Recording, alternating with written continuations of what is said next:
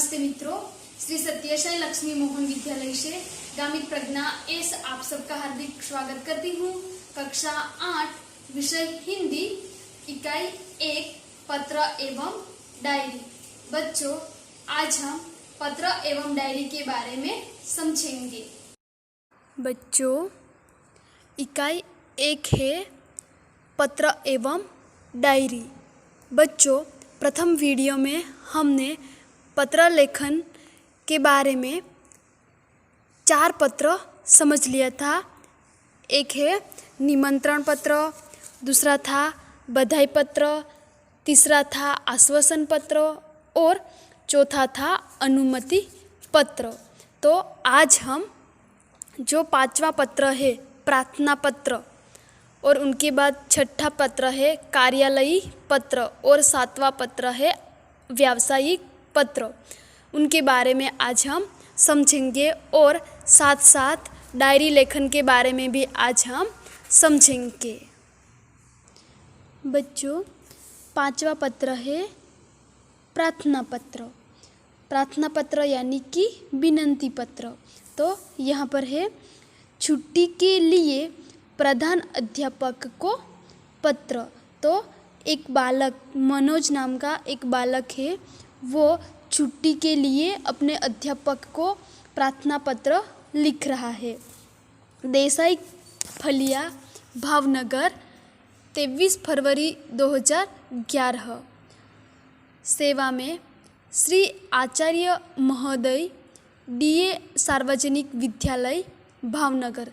तो बच्चों, यहाँ पर प्रथम जो मनोज नाम का जो बालक है उनका एड्रेस है, और यहाँ पर नीचे जो एड्रेस लिखा हुआ है वो जिसे वो लड़का पत्र लिख रहा है उनका जो अध्यापक है, आचार्य है, उनका एड्रेस यहाँ पर है कि सेवा में श्री आचार्य महोदय, डीए सार्वजनिक विद्यालय भावनगर। आदरणीय गुरुदेव, सविनय निवेदन है कि मेरी बहन की शादी आगामी 27 तारीख को निश्चित की गई है। तो मनोज की एक बहन है, उनकी शादी 27 तारीख को निश्चित की गई है।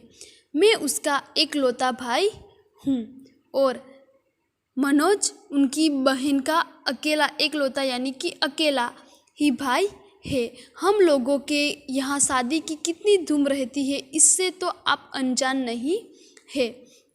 और मनोज क्या लिखता है कि हमारे यहाँ पर शादी में कितनी धूम रहती है, उनके बारे में आपको पता ही है। फलतः मैं तारीख 24/6/28 5 दिन तक विद्यालय में उपस्थित नहीं हो सकूँगा। तो जो मनोज है वो 5 दिन की छुट्टी लेने के लिए वो विनती कर रहा है कि वो 5 दिन तक विद्यालय में उपस्थित नहीं हो सकेगा। पिताजी का पत्र इस प्रार्थना पत्र के साथ भेज रहा हूँ, और पिताजी का जो पत्र था वो भी इस पत्र के साथ में भेज रहा हूँ। आशा है आप मुझे यह अवकाश प्रदान करने की कृपा करेंगे। और मुझे मनोज मनोज ने लिखा है कि मुझे आशा है कि मुझे छुट्टी के लिए छुट्टी प्रदान करने की मुझे कृपा करेंगे। इसके लिए मैं सदैव आपका कृतज्ञ रहूँगा। और नीचे लिखा है आपका आज्ञाकारी छात्र मनोज पटेल, क्रमांक 25, वर्ग 8 अ। तो बच्चों, इस प्रकार हम प्रार्थना पत्र, विनंती पत्र लिख सकते हैं। बच्चों, 6ठा पत्र है कार्यालयी पत्र, जिसमें स्वास्थ्य अधिकारी को गंदगी के बारे में शिकायती पत्र। तो यहाँ पर गंदगी के बारे में शिकायत करने के लिए स्वास्थ्य अधिकारी को पत्र लिखा गया है। 20 मई 2011। सेवा में स्वास्थ्य अधिकारी महोदय, महानगर पालिका बड़ौदा। मान्यवर, सविनय निवेदन है कि मैं गायत्री मोहल्ले में रहता हूँ। यह मोहल्ला पिछले कई दिनों से ठीक से साफ नहीं हो रहा है। तो यहाँ पर गंदगी के बारे में पत्र लिखा गया है कि मैं गायत्री मोहल्ले में रहता हूँ और पिछले कई दिनों से ये मोहल्ला ठीक से साफ नहीं हो रहा है। आजकल शादी का मौसम है और आजकल बहुत सारी शादी का मौसम है, शादियाँ हो रही है। रास्ते पर गंदगी फैली है और रास्ते पर बहुत सारी गंदगी फैली हुई है।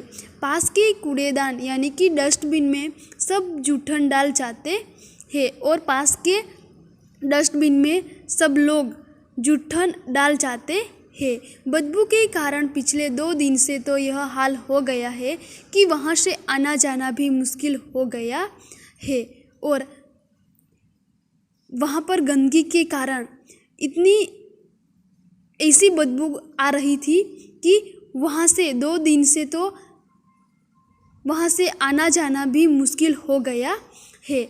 आने जाने वाले सभी लोग परेशान हो रहे हैं। यदि गंदगी को शीघ्र न हटाया गया तो मोहल्ले भर में बीमारी फैल जाने का डर है। आशा है आप शीघ्र ही उसे हटवाने की व्यवस्था करेंगे। आपका विनम्र सेवक सुरेश भाई म परवार, गायत्री मोहल्ला, बड़ौदा। तो बच्चों, हम इसी प्रकार स्वास्थ्य अधिकारी को गंदगी के बारे में शिकायत पत्र लिख सकते हैं। बच्चों, 7वां पत्र है व्यावसायिक पत्र यानी कि व्यापारिक पत्र।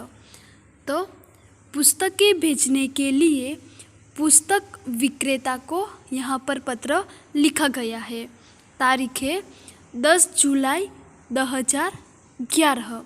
सेवा में व्यवस्थापक श्री गजानन पुस्तकालय, सुभाष रोड, वलसाड़। महोदय, मुझे निम्नलिखित पुस्तकों की आवश्यकता है, उन्हें आप डाक से भेजने की कृपा करें। तो यहाँ पर पुस्तकें के नाम है नन्हा कोश, जिसका लेखक है श्री रतिलाल नायक। उनके बाद है नालंदा विशाल शब्द सागर, उनका लेखक है श्री नवल जी। तीसरा है बृहद हिंदी शब्दकोश, जिसका लेखक है डॉक्टर श्याम बहादुर वर्मा और डॉक्टर धर्मेंद्र शर्मा।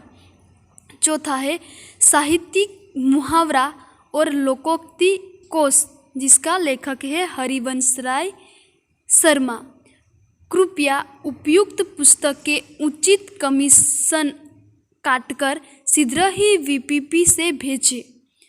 भवदीय प्रीति शाह, शांति भवन, एमजी रोड, राजकोट 360001। तो बच्चों, इसी प्रकार हम पुस्तकें भेजने के लिए पुस्तक विक्रेता को पत्र लिख सकते हैं। बच्चों, पत्र लेखन के बाद है डायरी लेखन। तो डायरी लेखन हम किसे कहते हैं? तो प्रतिदिन रोज बरोज हमारे जीवन में घटित हुई घटनाओं और अनुभवों को लिखना डायरी लेखन कहलाता है। तो डायरी शब्द अंग्रेजी भाषा का है। डायरी के लिए हिंदी में दैनंदिनी और दैनिकी आदि शब्दों का प्रयोग किया जाता है। डायरी के लिए हिंदी में दैनंदिनी और दैनिकी 2 शब्दों का प्रयोग किया जाता है। डायरी में निजी जीवन में प्रतिदिन घटित घटनाओं का लेखा जोखा रखा जाता है। तो डायरी में हमारे स्वयं के जीवन में प्रतिदिन जो घटनाएं घटती है उनके बारे में लिखा जाता है। डायरी के पढ़ने से किसी व्यक्ति के जीवन में घटित घटनाओं, कार्य या तथ्य की जानकारी प्राप्त होती है और डायरी के पढ़ने से हमें क्या पता चलता है कि किसी व्यक्ति के जीवन में घटित घटनाओं, उनके कार्य और उनका जो तथ्य है उनके बारे में हमें जानकारी प्राप्त होती है। डायरी में व्यक्ति घटित घटनाओं के साथ साथ अपने मन में उठी प्रतिक्रियाओं की अभिव्यक्ति भी अंकित करता है और व्यक्ति अपनी डायरी में उनके जीवन में घटित घटनाओं के साथ साथ अपने मन में उठी हुई जो प्रतिक्रियाएं है वो अभिव्यक्त करता है, इसलिए उसमें वैयक्तिकता होती है। डायरी प्रतिदिन, साप्ताहिक, पाक्षिक अथवा मासिक लिखी जा सकती है। तो डायरी हम प्रतिदिन रोज़-बरोज़ लिख सकते हैं, वीक में एक बार लिख सकते हैं, पाक्षिक यानी कि 15 दिन में एक बार लिख सकते हैं और मासिक यानी कि एक मास में एक वक्त भी लिख सकते हैं। यहाँ पर है डायरी लेखन की विशेषताएं। तो बच्चों, डायरी लेखन की क्या विशेषता है उनके बारे में हम देखते हैं कि डायरी लेखन में निम्नलिखित गुण होने आवश्यक है। नंबर 1 है क डायरी लेखन में क्रमबद्धता हो। तो हमें डायरी लेखन लिखते वक्त हमारा जीवन जिस प्रकार क्रमिक आगे बढ़ता है, इसी प्रकार हमें डायरी लेखन भी क्रमबद्धता से लिखना है। उनके बाद है ख इसमें लिखा गया विवरण संक्षिप्त, सारगर्भित तथा वास्तविक हो और उसमें जो लखान है वो संक्षिप्त यानी कि टूका और छोटा और उनमें से हमें कुछ सार मिले और वास्तविक घटना लिखी होनी चाहिए। उनके बाद है ग डायरी लेखन में स्थान, तिथि, घटना या तथ्य का स्पष्ट रूप से उल्लेखन होना आवश्यक है और डायरी में घटना का स्थान, तारीख, तिथि सब कुछ लिखना भी आवश्यक है। उनके बाद है घ डायरी लेखन करते समय आलोचना, टीका टिप्पणी, बनावटीपन, काल्पनिकता, चित्रात्मकता, अनावश्यक विस्तार से बचना चाहिए। तो डायरी लेखन लिखते समय हमें किसी की टीका टिप्पणी नहीं करना चाहिए और बनावटी रूप से डायरी नहीं लिखना है। हमारी काल्पनिकता भी उसमें न आनी चाहिए। केवल हमारे जीवन में जो घटना घटित है उनके बारे में ही हमें सच लिखना है। उनके बाद है डायरी लेखन के लाभ। तो डायरी लेखन के अनेक लाभ है। नंबर 1 है इससे जीवन में घटी घटनाओं की जानकारी प्राप्त होती है। तो डायरी लेखन से हमें हमारे जीवन में जो घटनाएं घटती है उनके बारे में जानकारी प्राप्त होती है। दूसरा है डायरी में तथ्य का उल्लेख रहता है, इसी कारण व्यक्ति दिन भर जो अच्छे बुरे काम करता है उसका उल्लेख भी रहता है। इससे सने बुराइयों से बचा जा सकता है। तो डायरी में जो तथ्य का उल्लेख रहता है उसके कारण व्यक्ति दिन भर जो कुछ अच्छे या बुरे काम करते हैं उनके बारे में भी लिखा जा सकता और बुराइयों से बचा सकता है। उनके बाद है ग डायरी ही ऐसा दस्तावेज है जिसे पढ़कर किसी व्यक्ति के जीवन के पिछले अनुभव तथा घटनाओं की जानकारी और वह भी संबंधित व्यक्ति के शब्द में प्राप्त की जा सकती है। तो डायरी लेखन से डायरी को पढ़कर हमें किसी व्यक्ति के जीवन में उनके पिछले भूतकाल में उनका जो अनुभव है उनके बारे में हमें जानकारी मिल सकती है। उनके बाद है डायरी लेखन के उदाहरण। तो बच्चों यहाँ पर हमें डायरी लेखन का उदाहरण दिया है कि किस प्रकार डायरी लेखन लिख सकते हैं। तो हम उस उदाहरण का देखते हैं। अपने नए विद्यालय के पहले दिन की घटनाओं को अपनी डायरी में लिखिए। 7 अगस्त 2010 जामनगर। आज नए विद्यालय में मेरा पहला दिन था। तो यहाँ पर एक छात्र जिसका विद्यालय में पहला दिन था, तो उनके बारे में यहाँ पर लिखा गया है, उनका अनुभव लिखा गया है। आज नए विद्यालय में मेरा पहला दिन था। मन में विभिन्न प्रकार के विचारों की उथल पुथल चल रही थी तथा अनेक अनजानी आशंकाएं अनायास ही मुझे डरा रही थी। 9 बजे पिताजी के साथ मैं अपने नए विद्यालय आदर्श मंदिर में पहुंचा। प्रधानाचार्य कक्ष में जाने पर उन्होंने मुझसे कुछ प्रश्नों किए जिनके उत्तर मैंने दे दिए। मेरे उत्तर से वह संतुष्ट नजर आए। उन्होंने मुझे प्रवेश के लिए निर्धारित फॉर्म दे दिया। मन को राहत मिली। थोड़ी ही देर में शुल्क आदि जमा करवाने के बाद मैं अपनी नई कक्षा में पहुंच गया। अपने नए दोस्तों, अध्यापक और आचार्य से मिलकर ऐसा नहीं लगा कि मैं नए विद्यालय में आ गया हूँ। तो बच्चों, इस प्रकार हम डायरी लेखन लिख सकते हैं। उनके बाद बच्चों, यहाँ पर डायरी लेखन का दूसरा उदाहरण है कि वार्षिक परीक्षा के एक दिन पूर्व के अनुभव को अपनी डायरी में लिखिए।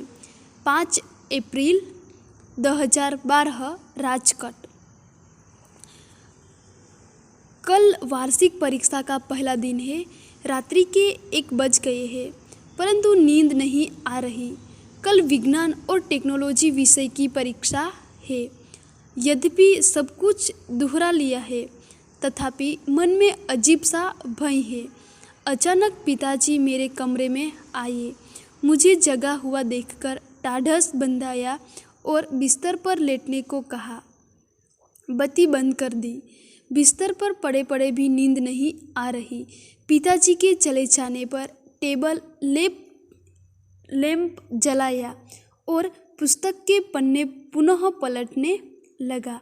थोड़ी देर में थककर बिस्तर पर पुनः लेट गया और न जाने कब नींद आ गई।